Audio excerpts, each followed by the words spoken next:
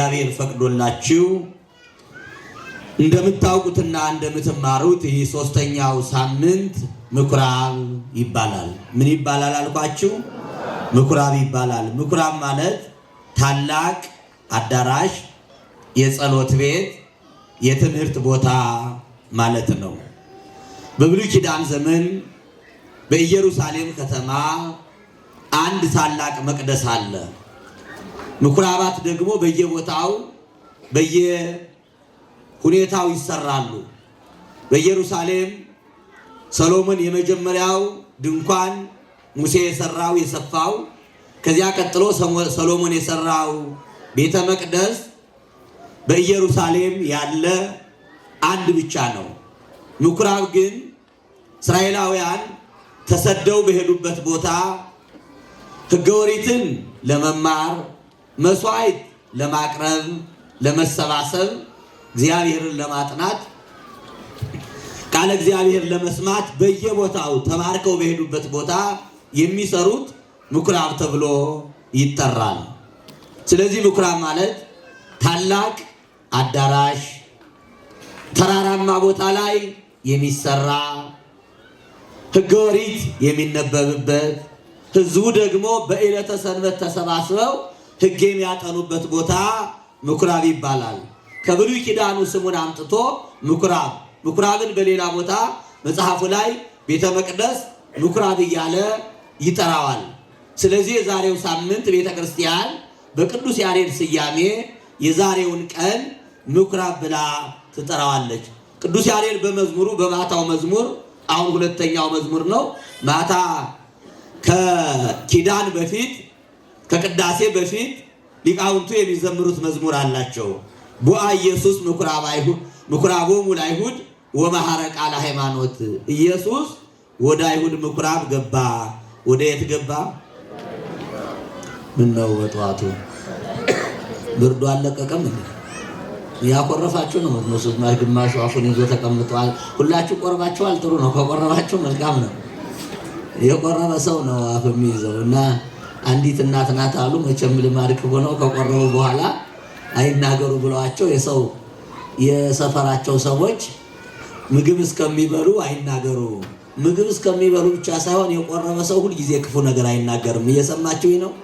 አንዳንዴ ሰው አፉን ይዝና ምግብ አልበላሁም አልናገር። በጎ ነገር ከመናገር አይከለክልም። ስጋው ደግሞ ይከለክላል እንዴ?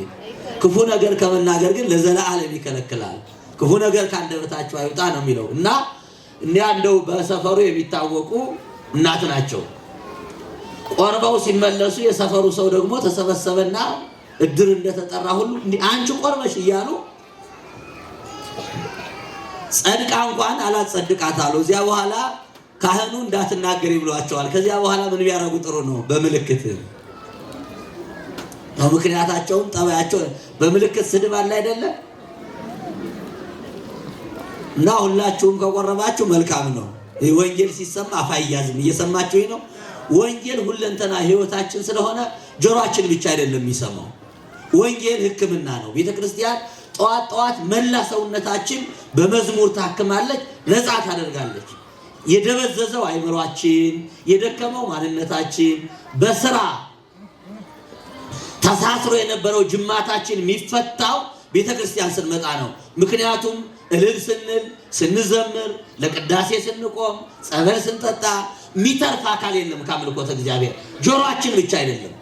ጆሮአችን ቃለ እግዚአብሔር ይሰማል። አንደበታችን እምነቱን ስንዳስስ፣ ቤተክርስቲያኑን ስለዚህ ሁለንተናዊ ፈውስ ይባላል። ምን ይባላል?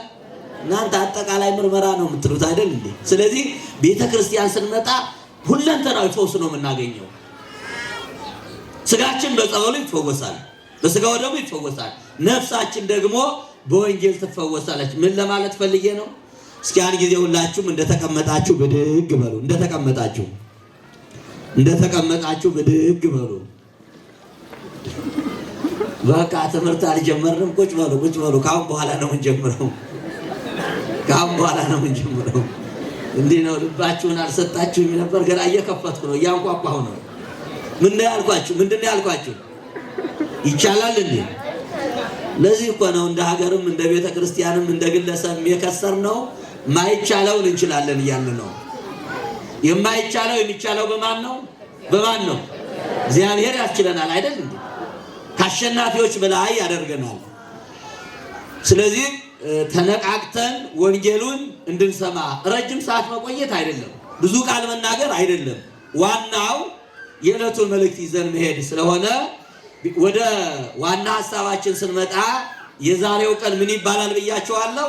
ምኩራብ ይባላል።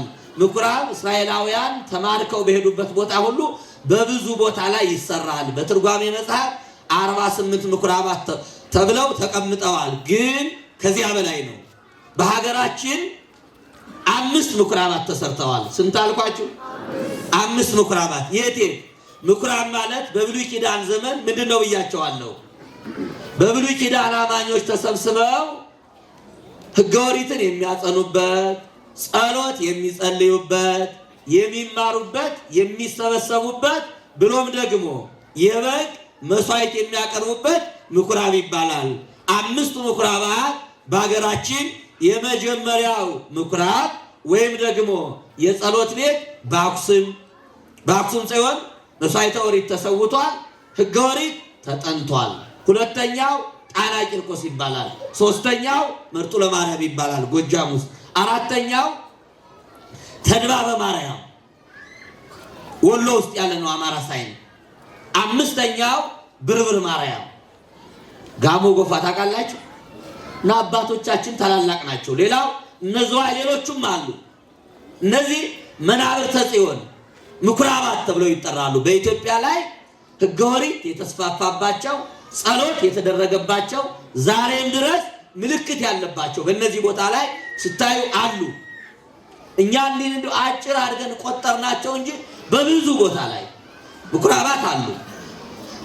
ስለዚህ ምኩራብ ማለት የመማሪያ ነው። በዚያ ቦታ ኢየሱስ ወደ አይሁድ ምኩራብ ገባ። ወደ ማን ምኩራብ? ወደ ማን ምኩራብ? አይሁድ እኮ ጠላቶቹ ናቸው፣ ገና አላመኑም። ግን ወደ ጠላቶቹ ሰፈር፣ ወደ ማያምኑ ሰፈር ኢየሱስ ወደ ምኩራባቸው ገባ። ለምን ገባ? ወመሐረ ቃለ ሃይማኖት፣ ለማስተማር የትኛውን ቦታ መግባት ይቻላል። እየሰማችሁ ነው? ለማስተማር ከመናፍቃን ቤት መግባት ይቻላል። ግን በዚያው እንዳይቀሩ አንድ ጊዜ ነው አሉ እና አንዱ ሊያስተምር ገብቷል። እንደው ምንድን ነው የሚሉት መናፍቃን ብሎ ሊያጠና እዚያው ገብቷል። ትልቅ መምህር ነው። ሌላኛው ደግሞ የነሱ ሃይማኖት ይሻላል ብሎ ነጥቀው ወስደውት መንገድ ላይ አግኝተው በጥቅስ አስፈራርተው ወስደው እዚያ ይገናኛሉ። በኋላ ሲወጡ ሁለቱም እንዴ የኔ ታስወት ደግሞ እዚህ ሊያረጉ ይመጣሉ አሉ። ደንቆሮ ሌላ አስተምር ነው የመጣው፣ አንተ ምን ልትሰራ መጣህ? እና አንዳንድ ጊዜ ምናልባት የኛ ሀገር ሆኖ ሁሉንም በአንድ አይነት ስለምንፈርጅ ነው እንጂ ከተቻለ እንደው መንገድ ላይ መናፍቃን እንዲህ ይላሉ እንዲህ ያደርጋሉ ከምንል ብናጠናቸው ጥሩ ነው። እነሱ እኮ ገብተው እኮ ነው የሚያጠኑን አይደል? ገብተው እኮ ነው የሚሰልሉን። ነጠላ ለብሰው እኮ ነው ምን እንደምናደርግ የሚያዩን። ስለዚህ ለማስተማር መሄድ ይቻላል።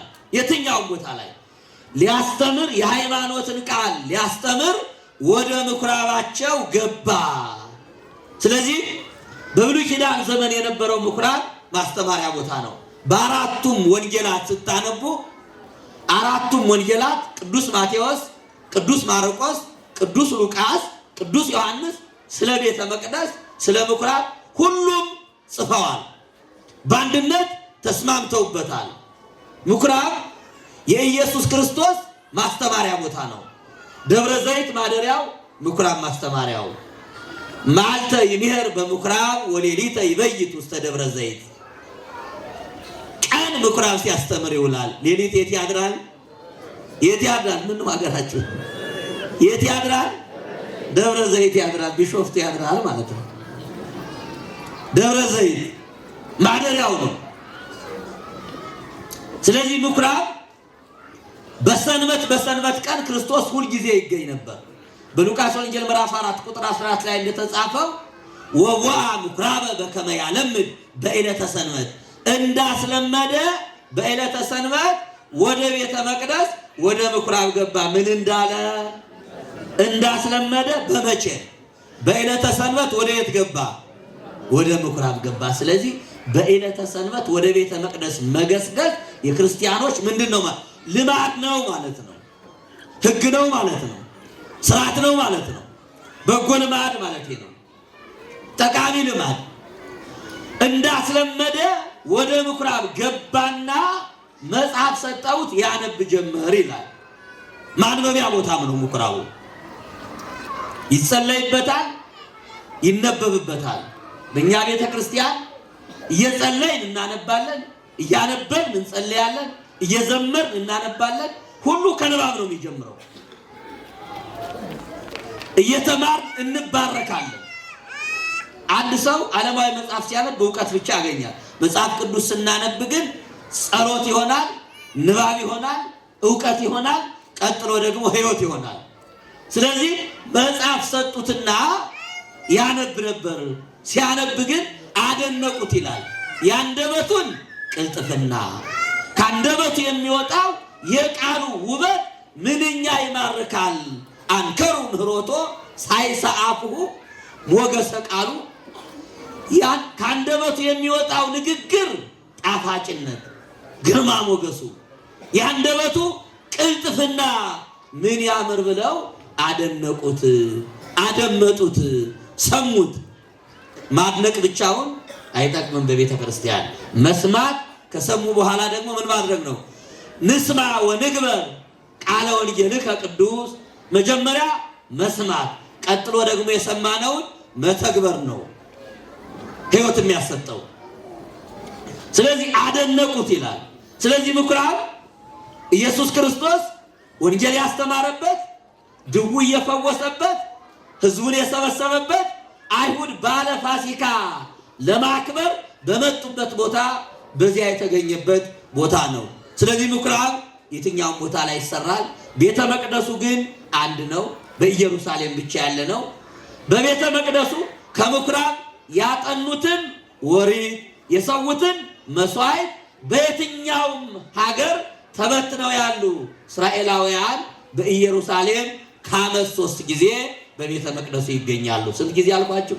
ከዓመት 3 ጊዜ በኢየሩሳሌም በብቸኛው ቤተ መቅደስ የትም ያለ ሰው ይገኛል። ተገኝተው 3 ነገሮችን ያደርጋሉ። ዕጣን ያቀርባሉ፣ መስዋዕት ያቀርባሉ፣ ስግደት ያቀርባሉ። እኒህ 3ቱ ከዓመት 3 ጊዜ በኢየሩሳሌም በቤተ መቅደሱ የሚደረጉ ናቸው። በምኩራብ የተማሩትን በቤተ መቅደስ የመጨረሻው መደምደሚያ ማጠቃለያ። ቤተ መቅደሱ በሊቀ ካህናት የሚመራ ነው።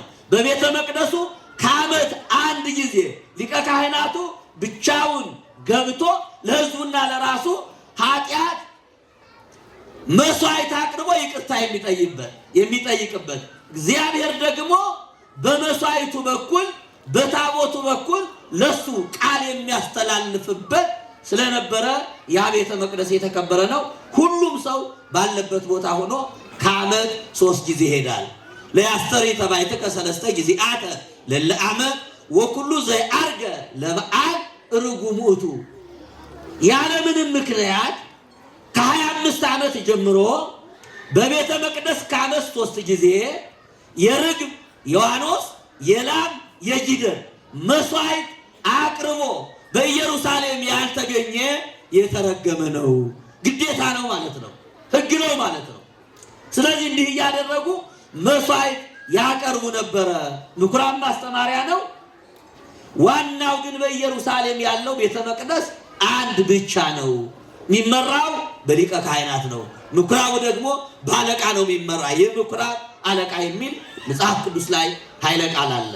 ስለዚህ በብሉይ ኪዳን ሕገ ኦሪት በሚጠናበት፣ አይሁድ ተሰብስበው መስዋዕት በሚያቀርቡበት አምላካችን ኢየሱስ ክርስቶስ ወደ አይሁድ ምኩራብ ገባና የሃይማኖት ቃል አስተማረ።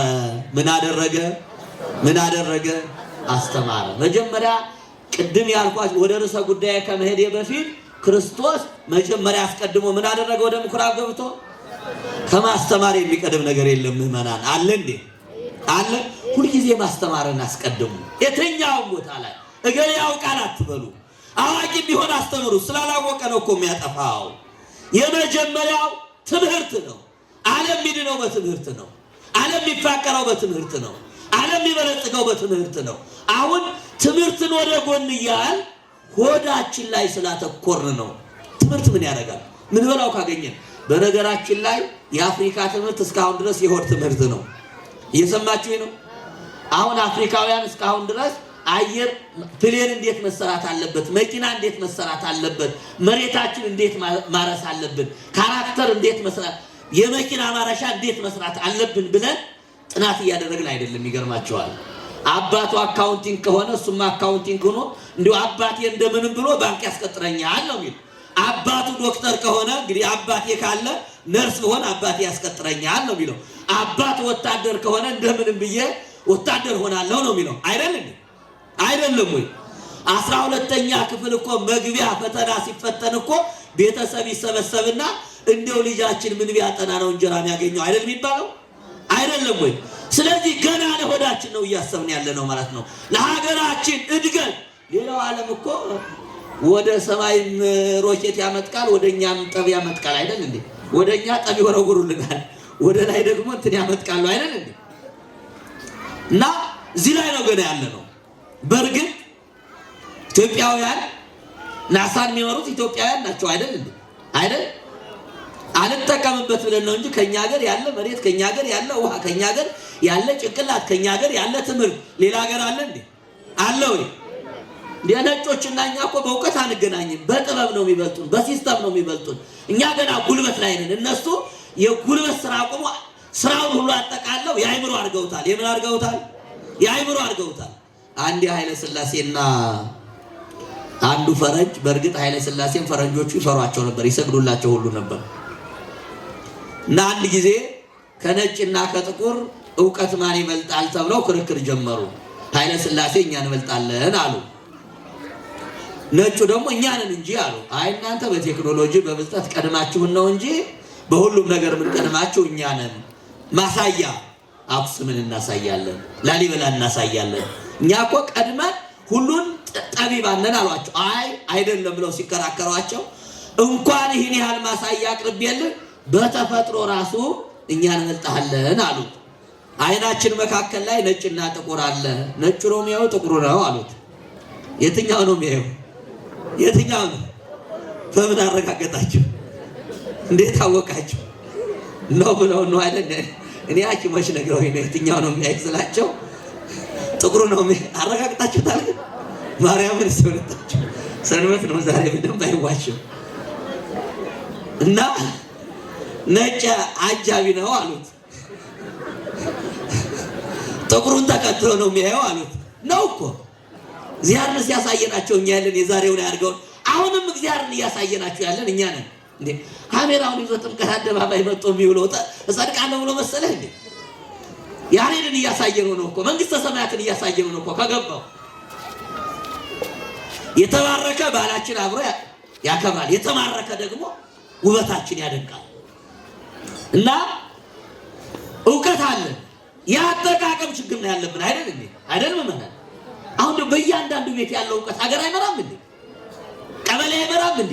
ግን አንጠቀምበት። ቤተሰብ በራሱ አንዱ ያንዱን እውቀት ይቀዳዳሉ። ሁለት ወንድማማቾች አንዲት ቴክኖሎጂ ሳይንስ የሚያጠና አንደኛው ኮምፒውተር የሚያጠና፣ ሁለቱ እኮ አይመጋገቡም። ይገርማቸዋል እኮ አንዱን ይለቅፈዋል። ይመጋገባሉ እንዴ? የአንተ ትምህርት ይለዋል። እንዳውም በእኛ ቤተክርስቲያንም ይባላል የቅዳሴ መምህርና የዝማሬ መምህር ሁለቱ አስመስክረው ይመጣሉ። እና ሁለቱ ሲሉ አንደኛው ሲለው አንድ የዝማሬ ላይ ሁልጊዜ ስለ ስጋው ደሙ ሲዘመር በክልያሳው በአምስቱ ሚል ደይመ ቃል አለ እና ያኛው የዝማሬ መምህር ሲለው በክልያሳ ደህና አደርክ አለው። ሁለተኛው ደግሞ የቅዳሴው መምህር ደመና ለብሳ ደህና አደርክ አለው። የካህናት ቋንቋ ነው።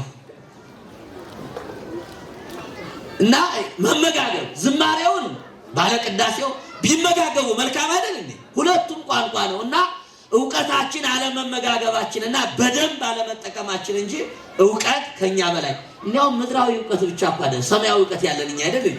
ቅኔን ያህል ፍልስፍና የምናውቅ እኛ አይደለን እንዴ? ዜማን ያህል ፍልስፍና ከመራይ ተቀብለን የምናስተምር እኛ ኢትዮጵያውያን አይደለንም እንዴ?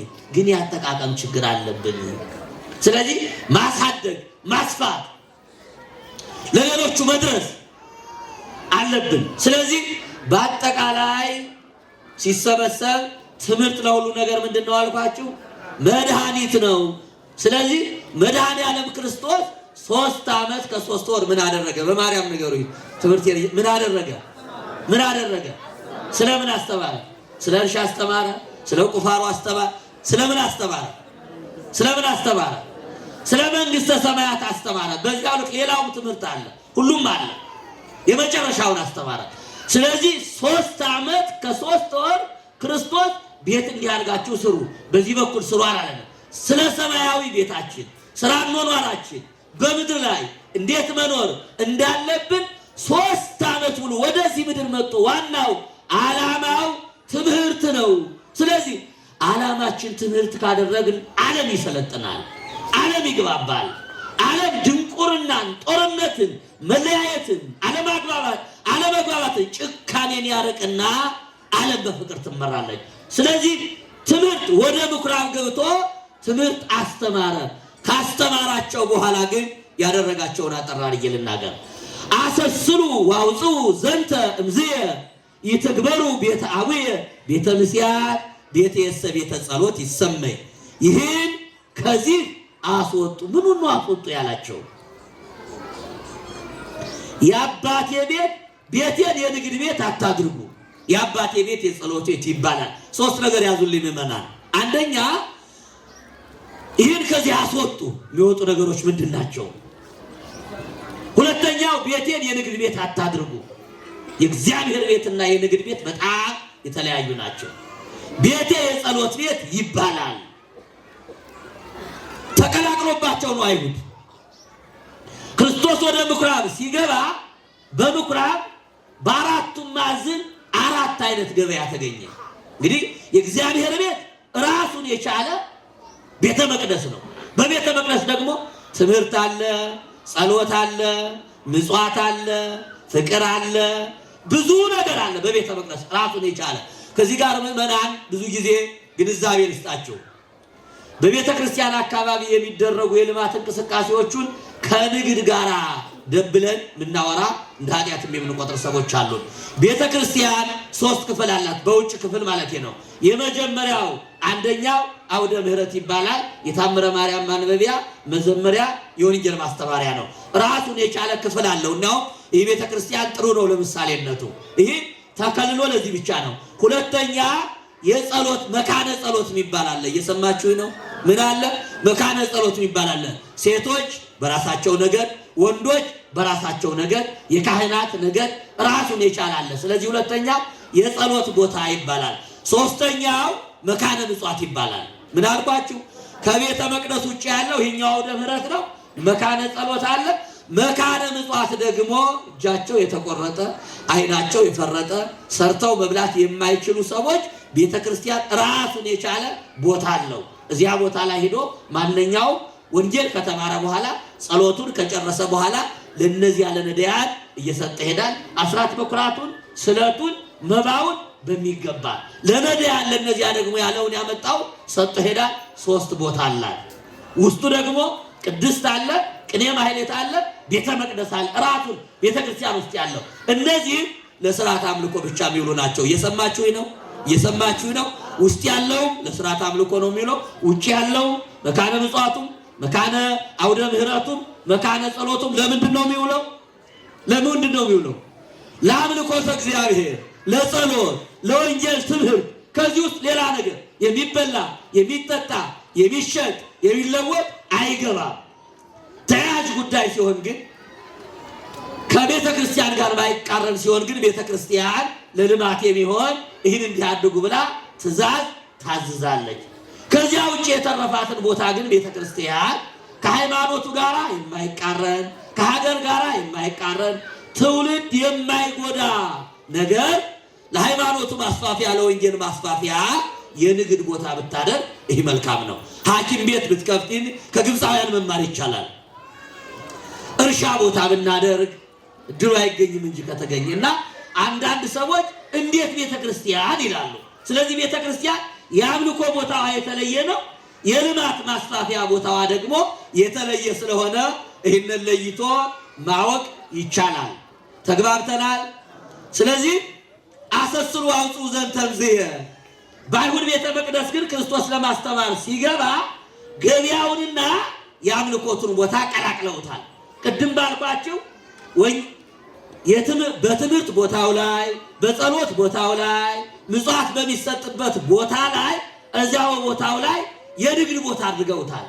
4 ቦታዎች ላይ በአራቱ ማዕዘን 4 አይነት የገበያ አይነት ተከፍቷል። በአንድ ቦታ ላይ የከብት መሸጫ አለ፣ የላሞች ማለት ነው። በዚህኛው ቦታ ደግሞ የበግ መሸጫ አለ። በዚህኛው ቦታ ደግሞ ወርቅ የሚለወጥበት ቦታ አለ። በሶስተኛው ቦታ ደግሞ ወንበር ዘርግተው ርግብ ይሸጣሉ። እና ምን አለ ክርስቶስ ገብቶ አሰ ወይቤሎሙ ለይሰይጡ አልህምተ ወአርጋበ ላሞችን ርግቦችን የሚሸጡትን ወመወልጣነ ወርቁን በብር ብሩን በወርቅ የሚለውጡትን እንዲህ አላቸው፣ አሰስሉ አውጡ ዘንተምዝየ ላሞችንም በጎቹንም የምትሸጡን ወርቁም ርግቡንም አውጡ አላቸው። ምን ናቸው ውጡ የተባሉ? ከቤተ መቅደሱ ይውጡ የተባሉ ምን ናቸው? ምን ናቸው? አንደኛ ላሞችን የሚሸጡ ሰዎቹንና ላሞቹን፣ እንስሳትን፣ በጎቹን፣ ወርቅ የሚለውጡትን ይህን ከዚህ አውጡ። ከዚህ ማለት ከቤተ መቅደስ ማለት ነው። ከምን ማለት ነው? ከትምህርት ቦታው ከቤተ መቅደስ፣ መስዋዕት ከሚሰዋበት ከቤተ መቅደስ፣ ሕገ ኦሪት ከሚጠናበት ከቤተ መቅደስ፣ በሽተኞች ተሰብስበው ከሚፈወሱበት ከቤተ መቅደስ ላሞችን፣ በጎቹን፣ ወርቆቹን፣ ርግቦቹን ምን በሉ አለ? አውጧቸው። ለምን? የአባቴን ቤት ምን አታድርጉት? ምን አታድርጉት? ይህ ቦታ የምን ቦታ አይደለም። ምዕመናን አስተውሉ። ንግድንና ከዚህ ቦታ ንግድን አውጡ ማለትንም አትቀላቅሉ። ንግድን እግዚአብሔር ይጠላል እንዴ? ይጠላል ወይ? ከንግድ ጋር የዋሸውን ውሸት ግን እግዚአብሔር ይጠላል። በ50 ብር ገዝቶ በ100 ብር ለመሸጥ ቅዱስ ሩፋኤልን ይላል። ውሸቱን ምን አመጣ? ውሸት ትርፍ ነው እንዲያብሮ ነው ወይ? ኪዳነ ምሕረትን ማሸሻጫ ናቸው። በሚገባ እኮ አንድ ሰው መቼም አነጋዴ ደሞዙ የሚከፈለው ከዚያው ከሱቁ ነው አይደል እንዴ? ይገባዋል እኮ ትርፍ እኮ ይገባል እኮ አይደል እንዴ? ከከተማ ሲያመጣ አንድ ሰው ከማከፋፈያ ሲያመጣ የባጃጅ አለ፣ ራሱ ቆሞ የሚውልበት አለ። ሰው ያንን ትርፍ አድርጎ አስቦ እኮ ኪዳነ ብሎ መሸጥ እኮ ነው። ውሸቱን ማቆም ነው እንጂ ንግድማ ይገባ ካልነገር ባይሆን መነኩሴ እንዳይነግድ በሕንፃ መነኮሳት ታዘዟል። ሌላው ግን ሳይዋሽ ነግዶ እንዲበላ ተፈቅዷል። ስለዚህ ንግድን አልጠላም፣ አትነግዱም አላለም። ግን በምን አትነግዱ ብሏል? በቤተ መቅደስ ውስጥ በማይገባ ቦታ፣ በመንፈሳዊ ቦታ ስጋዊውን አትቀላቅሉ ብሎ አውጡ ብሎ አስወጣ። የአባቴ ቤት የምን ቤት ይባላል አለ? የምን ቤት ይባላል? የጸሎት ቤት ይባላል። ስለዚህ ርግቦቹን፣ ላሞቹን፣ ወርቅ የሚሸጡትን ከቤተ መቅደስ ያስወጣበት፣ ቤተ መቅደሱን ያስተካከለበት፣ አስተሳሰባቸውን ያወጣ ያለ ማስወጣት ደግሞ ወገብረ መቅሰፍተ ጥብጣቤ ዘሃብ ጅራፍ አዘጋጅቶ አስወጣ ይላል። ሁላችሁም ስሙኝ፣ የትምህርት ማጠቃለያ ነው። አሁን ይህን ከዚህ አውጡ። ከምን? ከቤተ መቅደስ ይውጡ የተባሉ ምን ናቸው ከተባለ በጎችን፣ ላሞችን እና ወርቅ የሚሸጡትን ወይም ወርቁን፣ ርግቡን ከቤተ መቅደስ አስወጣ። የአባቴን ቤት የንግድ ቤት አታድርጉት። የንግድ ቤትና የእግዚአብሔር ቤት የተለያየ ነው። ንግድ ራሱ ገበያ ራሱን የቻለ ጠባይ ያለው ወከባ ይወዳል። ገበያ ሌባ አለበት ብዙ ነገር። ቤተ መቅደስ ደግሞ መረጋጋት፣ ንጽህና፣ ቅድስና፣ ጸሎት ሁለቱ ተቃራኒ ናቸው። ብርሃንና ጨለማ ናቸው፣ አይገኙም። ገበያ ላይ ስንት ሰው ይውላል? ስንት ሰው ይውላል ገበያ ላይ? በማርያም ንገሩኝ። አቤት! ስንት ሰው? አቤት! ሁለት ሰው። ሁለት ሰው ነው ገበያ ላይ የሚውለው። ሶስተኛ ሲጨመር ሌባ አብሮ ይውላል። ገበያ መሄድ ወይ ሊሸጥ ነው ወይ ሊገዛ ነው ሰው አይደል እንዴ? አይደል? ሌላ አለ? ሊሰርቅ ሊሄድ ይችላል በዚያ እና ሁለት ሰው ነው የሚውለው ገበያ ላይ። በዚህ ዓለም ላይ ሁለት ሰው ነው የሚኖረው። ብዙ ሰው የሚኖር ይመስለኛል። ሁለት ሰው ነው። ወይ ሀብታም ነው ወይ ድሃ ነው። ወይ ጤነኛ ነው ወይ የታመመ ነው። ወይ ያለው ነው ወይ የሌለው ነው። አይደል እንዴ? ሌላ ሰው ይኖራል እንዴ? ሰው በሁለት የተከፈለ ዓለም በቃ በሁለት ነው፣ ጨለማ ብርሃን፣ ማግኘት ማጣት። ስለዚህ ገበያ ራሱን የቻለ ክፉ ጠባይ ያለው አጭበርባሪነት አለ፣ አስመሳይነት አለ፣ አታላይነት አለ። በሃይማኖት ደግሞ ፍጹም እምነት ነው ያለው። በሰዓቱ መካከል ግቡ ሲባል መግባት አይደል እንዴ? ጸበል ጠጣችሁ ትድናላችሁ ሲባል አሜን ማለት አይደል እንዴ? አይደል? ለምን ይባላል? ቤተክርስቲያን ይባላል ወይ? አይባልም እኮ እምነት አይደል? ስለዚህ ገበያ ግን ተከራክረን ተሟግተን አሁን እኔ ቃል እግዚአብሔር ስናገር ለምን ብሎ ይከራከራል እንዴ? አለ ወይ? አሜን ብለን ሰምተን ማን ያደርግልናል? ገበያ ግን ክርክር አለ። አንድ በግ ለመግዛት 5 ሰው ይከራከራል። ታው 100 ቀንስ፣ 50 ቀንስ፣ 30 ቀንስ። የኛ ሰፈር ሰዎች ሰሞኑን ቀድመው እኮ ገብተዋል። ለምንድን ነው አልኳቸው? በግ ለመግዛት የፋሲካ። ስለዚህ በግ ተወዷል ማለት ነው። ስለዚህ ንስሐ ገብተው ቢጾሙ እኮ እግዚአብሔር በግ ይሰጣቸው ነበር አይደል? እቁብ ገብቶ ፋሲካን በበግ ስጋ ከመጠበቅ። ስለዚህ ገበያ አታድርጉት ነው ያለ፣ አውጡ ብሏል። ስለዚህ ምንድነው የዛሬው ዋና መሰረታዊ ትምህርት? ከዚህ ብሎ እነዚህ ነገሮች እንስሳት የተባሉ በጎች የተባሉ ገንዘብ የተባለ እንደገና ርግቦች የተባሉ አውጧቸው የተባሉ ከምን ነው ከምናወጣቸው? አንደኛ ከቤተ መቅደስ፣ በብሉይ ኪዳኑ ከቤተ መቅደስ፣ ዛሬ ከአማናዊቷ ከአዲስ ኪዳኗ ከቤተ ክርስቲያን እነዚህ ነገሮች መግባት የለባቸው። ሁለተኛ ከቤተ መቅደስ እነዚህ ላሞችን፣ በጎችን፣ ወርቁን እንደገና ደግሞ ርግቦቹን አውጡ የተባለ ወይም ደግሞ ርግቤን ይሸጡትን አውጡ የተባለው ምንድነው ከተባለ ከኛ ሰውነት ነው። 3 ነገሮችን ያዙ። አንደኛ ቤተ መቅደስ የተባለ የመጀመሪያው ብሉይ ኪዳን፣ ሁለተኛው ቤተ ክርስቲያን፣ ሁለተኛው ደግሞ የኛ ሰውነት የእግዚአብሔር ቤተ መቅደስ ተብሏል። ሶስተኛው ሀገራችን ኢትዮጵያ መቅደስ እግዚአብሔር ትባላለች። የማን መቅደስ? የማን መቅደስ? የቅዱስ ያሬድ መቅደስ፣ የአቡነ አረጋዊ መቅደስ፣ የተክለ ሃይማኖት መቅደስ፣ የቅዱሳን መቅደስ። የኛ ሀገር ኢትዮጵያ የላሊበላ መቅደስ የእግዚአብሔር መቅደስ፣ የእግዚአብሔር ማደሪያ ትባላለች። ስለዚህ ከኢትዮጵያ ከቤተ ክርስቲያን ከኛ ሰውነት እነዚህን አውጡ ተብለናል። ምን? አንደኛ እንስሳትን አውጡ ሲባል ከውስጣችሁ እንስሳዊ ጠባይ፣ ዝሙትን፣ ስግብግብነትን፣ አልጠግባይነትን፣ እኔ ብቻ ልብላ ማለትን። እንስሳ የተባለ ምንድነው? ምንድነው አልኳችሁ? ምንድነው አልኳችሁ? እንስሳት አሁን ምግብ ካጠገብን ይላሉ እንዴ? ይላሉ ወይ? አህያውን መስክ ላይ ብታረጉት ምን ሲያደርግ ነው የሚውለው? በቃኝ ይላል። በረስ ስታስገቡ አያርፍም አፋቸው። ቀን ሲበሉ ይውላሉ። ሌሊት ደግሞ ሰው በረት ውስጥ አግብቶ ሲዘጋባቸው ምን ያደርጋሉ? ቀን የሰበሰቡትን ማታ እየቆጠቡ ይበላሉ። አያርፍም። አመንዣኪነት ማለት አለመጾም ማለት ነው። ለሆድ ብቻ መሰለፍ ማለት ነው። ለሆድ ብቻ መኖር ማለት ነው። ለሀገር አለመኖር፣ ለሃይማኖት አለመኖር፣ ለትውልድ ግንባታ አለመኖር። እኔ ከበዛው፣ እኔ ከጠገው፣ እኔ ከለበስ፣ እኔ ከለገው ምን አገባኝ? እኔ ከሞቱ ምን አለች? ምን አለች? ማናት ያለችው? አራሷ አትንም ብላ አታውቅም እንዴ? ሰው ነው ያለው። እኔ ቤት ከሰራሁ ለሰፈሩ ቤት አይሰራ ያለ ሰው ነው። ለሰው ሞት አነሰ ያላት ማናት? ያለች ማናት? አመካኝተውባት ነው። ቀበሮ መች ብላ ታውቃ? ሰው ነው የሚለው ሰው ነው ያለ እና ሰው ክፉ ስለሆነ ራሱን ላለማማት ለሌላው ይሰጣል። ይገርማቸዋል። ምሳሌ ሲመስል እኔ ካገኘው የሚል ሰው ነው እና እንስሳትን ከቤተ መቅደስ ከልቡናችሁ ከከበረው ሰውነታችሁ በእግዚአብሔር አርአያና አምሳል ከተፈጠረው አልጠግባይነትን፣ ስግብግብነትን፣ ሁልጊዜ ሆዳምነትን መብላት ኃጢአት አይደለም። እንድንበላ የፈቀደልን ማን ነው? ማን ነው? ምን በላውን የሰጠን ማን ነው? እግዚአብሔር ባይሰጠን ኖሮ እኮ ጎረቤቶቻችን እኮ ጉድ ነበር የሚያደርጉ። መጥነን የምንጎርስበትን እጅ የምንሸከምበትን ሆድ የሰጠ እግዚአብሔር አይደል እንዴ? አሁን ሰው ቢያጎርሰው ኖሮ ሰው ጦርነት የሚጀምረው በማጉረስ ነበረ። በራሳችን እጅ ባንጎርስ እንዴት እንደሚያናድድ ታውቃላችሁ? በራበን ሰዓት ሰው ትንሽ ቢያጎርሰን እናደዳለን። በጠገብን ሰዓት ደግሞ የፈረስ ጭንቅላት አሳክሎ ቢያጎርሰን አትናደዱም እንዴ? አትናደዱም? እጃችን ግን ምን ያደርጋል? ስንጠግብ ያውቃል፣ ሲርበንም ያውቃል። ሲርበን በዛ አድርጎ ይሰጠናል፣ ስንጠግብ ቀንሶ ይሰጠናል። ስለዚህ የምንበላውንም የምንበላበትንም የምግብ ፍላጎትንም የሰጠን ማን ነው?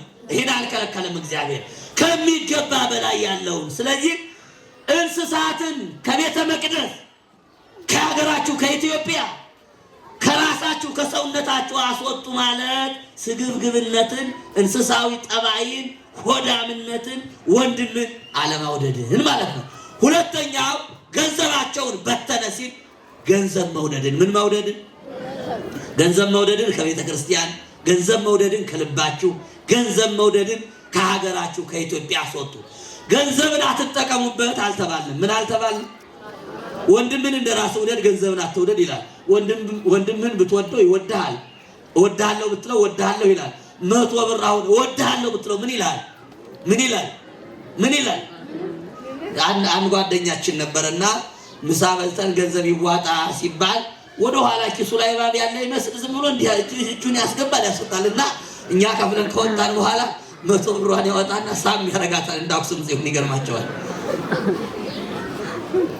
ምን ያው ብስሙት አይስም እንደው አሁን ነው ገንዘብ ከመውደዳችን የተነሳ አሁን እንደው ወርቅ ካለበት ቤት ሙሉ ወርቅ አድርጎ አንድ ሰው ወስዶዚያ ቢዘጋችሁ ተጠቃሚ ናችሁ? ተጠቃሚ ናችሁ ወይ? ዘራ ቤቱ ተዘጋባችሁ። ሙሉ ቤቱ ወርቅ ነው፣ ብር ነው፣ ዶላር ነው። መውጣት አትችሉ። ገዝታችሁ ካልበላችሁ ገንዘቡ ምግብ ይሆናል? ብቻውን ከሆነ ማለት ነው ለመገበያየት መልካም ነው። ስለዚህ ገንዘብ ብቻውን እኮ ምን ያደርግልናል? ወንድም ከሌለ ካልተጠቀምንበት። ስለዚህ ገንዘብ መጠቀሚያችን ነው። ገንዘብን ግዙት ነው የተባልነው። ምንድነው የተባልነው? ግን ምን እያደረገን ነው? እሱ እየገዛን ነው። እንዳይገዛን ነው እንጂ አትግዙት አልተባልንም። ስለዚህ ገንዘብን አትውደዱ ማለትና አትጠቀሙበት ማለት የተለያየ ነው። ተጠቀሙበት ተብለናል። ጽደቁበት ተብለናል። ብሉበት፣ ጠጡበት፣ አጊጡበት፣ ኑሩበት ተብለናል። ግን ሰው አትጉዱበት ማለት ነው። ስለዚህ ገንዘብን መውደድ የኃጢአት ሁሉ ስር መሰረት ስለሆነ ገንዘብን መውደድ የኃጢአት ሁሉ ስር ነውና ገንዘብን አትውደዱ። ፍቅረ ነዋይን ከልቡናችሁ አውጡ። ገንዘብን በመውደድ ፋንታ ወንድማችሁን ውደዱ፣ እግዚአብሔርን ውደዱ፣ አገራችሁን ውደዱ፣ ሃይማኖታችሁን ውደዱ እንጂ አትጠቀሙት። ይህን አውጡ ማለት ነው። ከሀገር ከቤተ መቅደስ ከልቡና ማውጣት። ርግቦቹን ርግብ ሻጮቹን ርግብ የመንፈስ ቅዱስ ምሳሌ ነው። ርግብ የመንፈስ ቅዱስ ምሳሌ ናት። ርግብ የሚሸጡትን አስወጡ ማለት ደግሞ ርግብ የመንፈስ ቅዱስን ጸጋ፣ የመንፈስ ቅዱስን ሀብት፣ ስልጣን፣ ክህነት፣ ጸበል በማይገባ ቦታ ለራሳቸው ጥቅም ቤተክርስቲያን መብት አላት። ጸበል የማን ነው? ጸበል የማን ነው? የቤተ ክርስቲያን ነው። ጸበል ኃላፊነቱ አሁን አንድ ጸበል ጉዳት ቢደርስበት ከሳሿ እኮ ቤተ ክርስቲያን ናት። የማን ነው ጸበል? ጸበል የማን ነው? የቤተ ክርስቲያን ነው ሀብትነቷ። ቤተ ክርስቲያን አጥማቂ መድባ ታስጠምቃለች። ቤተ ክርስቲያን የሚገባው ባለቤት ግን የግለሰብ ጸበል የለም። የግለሰብ አጥማቂም የለም። ቤተ ክርስቲያን የግል ፖሊስ አለ እንዴ? አለም አረ እየጨረሱ ነው መመናን አከረርኩት እንዴ? ከፀሐዩ በላይ ሆነ እየጨረስኩ ነው ማርያምን። የግል ፖሊስ አለ እንዴ? የመንግስት ፖሊስ ነው አይደለም? ስለዚህ ቤተ ክርስቲያን ተቋም ናት። የግል አጥማቂ የለም። ክህነት ምሰጥ ቤተ ክርስቲያን ናት። ያለ አግባብ ቢሆን ያን ክህነት ብትወስድ ቤተ ክርስቲያን ናት። ስለዚህ ቤተ ክርስቲያን ጸበሏ አጥማቂ ካህን ሹማ የሚገባውን ነገር አድርጋ አገልግሎት ትሰጣለች። በግላቸው ይህን የሚሸጡ የሚለውጡ ግን የመንፈስ ቅዱስን ጸጋ የሚሸጡ የሚለውጡ ስለሆነ እነዚህን አትወጡ ትላለች ቤተክርስቲያን። እነዚህን ታወግዛለች ቤተክርስቲያን። አግባብ አይደለም ብላ ቤተክርስቲያን ትገስጻለች። ስለዚህ ርግቦቹን ርግብ የሚሸጡትን ማለት ጸጋ መንፈስ ቅዱስን ያላግባብ በግላቸው ለግላቸው ጥቅም ለቤተ ክርስቲያን ያልሆነ ለሕዝብ ጥቅም ያልሆነ ለሀገር ጥቅም ያልሆነ የጠመመ ጎጇቸውን ለማቅናት የጎደለ ሆዳቸውን ለማሙላት ይህን የሚያደርጉትን አግባብ አይደለም ማለት ነው። ስለዚህ ርግብን እንደገና ደግሞ ወንበራቸውን ገለበጠ ማለት ፍቅረ ሲመትን አጠፋላቸው ማለት ነው። ወንበር የሹመት ነው። ስለዚህ በማይገባ ሁኔታ ያለ ሹመትን መውደድን እነዚህን ሁሉ አምላካችን እግዚአብሔር ከአይሁድ ልቡና ከቤተ መቅደስ አውጥቶ በዚያ ፋንታ ወንጌል አስተማረበት። በዚያ ፋንታ ፍቅር አስተማረበት። በገበያው መካከል ገበያውን የከብት ገበያውን፣ የወርቅ ገበያውን፣ የብር ገበያውን፣ ምንዛሬውን ካስወገደ በኋላ ምን አደረገው? የወንጌል ገበያ ያደረገው። ቤተ መቅደሱ ምን አደረገው? ሊቁ ቅዱስ አባ ጎርጎርዮስ እንዲህ ይላል፣ በቤተ ክርስቲያን መንፈሳዊ ገበያ አለ። እሱም ንስሐ መግባት ነው፣ ስጋውን ደሙን መቀበል ነው፣ ወንጌል መማር ነው። የነፍስ ጥቅም ገበያ ያለበት ይህ ነው ይላል። ስለዚህ የተወደዳችሁ ክርስቲያኖች ይህን ከዚህ አውጡ። ቤቴን የአባቴን ቤት የንግድ ቤት አታድርጉ፣ የጸሎት ቤት ይባላል። ስለዚህ ከእያንዳንዳችን ቂም፣ በቀል፣ ሰረኝነት፣ ኃጢአት፣ በደል አሁን በቃ አውጡ። በእግዚአብሔር ምን በሉ ከልቡናችሁ ቂምን አውጡ፣ በቀልን አውጡ፣ ዘረኝነትን አውጡ፣ ክፋትን አውጡ፣ ጥርጣሬን አውጡ። በዚያ ፋንታ ፍቅርን፣ ቸርነትን፣ ርኅራኄን ወደ ልባችሁ ወደ ሰውነታችሁ አስገቡ። ያን ጊዜ ፊታችሁ ይለመልማል። ቅቤ ከመቀባት ቅባት ከመቀባት ዘይት ከመቀባት በላይ ትለመልማላችሁ። በጾም ፊታችን የሚያምረው ለምን እንደሆነ ታውቃላችሁ? እኒህን ሁሉ አክሳሪ ፊት የሚያከስሉ ነገሮች፣ ምቀኝነት ፊት ያጨማድዳል፣ ክፋት ፊት ቅናት፣ እነዚህን ሁሉ አስወግደን በትሕትና ስንጾም ያን ጊዜ ሳንበላ ፊታችን ይወዛል፣ ቸር እንሆናለን። ስለዚህ ይሄው ከሀገራችን በደል ይውጣ፣ ክፋት ይውጣ፣ ሰይጣን ይውጣ። ሀገራችን ኢትዮጵያ መቅደሰ እግዚአብሔር ናት፣ የፍቅር ሀገር ናት። ለሁላችን ትበቃለች። ውሃዋ ይበቃል፣ አየሯ ይበቃል። ግን ክፋት ይውጣ፣ መገፋፋት ይውጣ፣ ጦር ይውጣ። ይህን አስወጡ ነው የሚለው እኮ እግዚአብሔር። ከቤተ ክርስቲያናችንም ደግሞ ማይገባ ለቤተ መቅደሱ ማይመጥ በቅኔው ማህሌት ቅኔው በሚፈስበት ቦታ ሌላ የሚፈስ ከሆነ የቅዱስ ያሬድ ዜማ በሚንቆረቆርበት ቦታ ሌላ ነገር ካለ ይውጣ። የሰላም አምላክ ያን ጊዜ ይገባል። ይባ ንጉሠ ስብሐት ነው የሚለው አይደለም? የክብር ንጉሥ ማን ይግባ ወደ ቤተ መቅደሱ? ማን ይግባ? የክብር ንጉሥ ወደ ሀገራችን ወደ ኢትዮጵያ የክብር ንጉሥ እግዚአብሔር ይግባ። ወደ ልቡናችን የክብር ንጉሥ እግዚአብሔር ይግባ። ወደ ቤተ መቅደሳችን የክብር ንጉሥ የፍቅር ንጉሥ ማን ይግባ? እግዚአብሔር ይግባ። ያን ጊዜ ሰላም ይነግሳል፣ ጦርነት ይጠፋል፣ ፍቅር አንድነት ይበዛል፣ ትንሹ ይበዛል፣ ሁሉ በልቶ ያድራል፣ ሁሉ ይከባበራል። የወደቀውን ያኛው የበረታው ያነሳዋል። ለሀገራችን ለኢትዮጵያ ፍቅር አንድነት፣ ለእኛ ፍቅር ርኅራኄ ይስጠን። የተወደዳችሁ ክርስቲያኖች ወንጌል የምንማርበት እድል ጊዜ የሰጠን የአባቶቻችን አምላክ ቅዱስ እግዚአብሔር ክብርና ምስጋና ይድረሰው። የመከረን ያስተማረን የቅዱሳን አምላክ ቅዱስ እግዚአብሔር ክብርና ምስጋና ይድረሰው።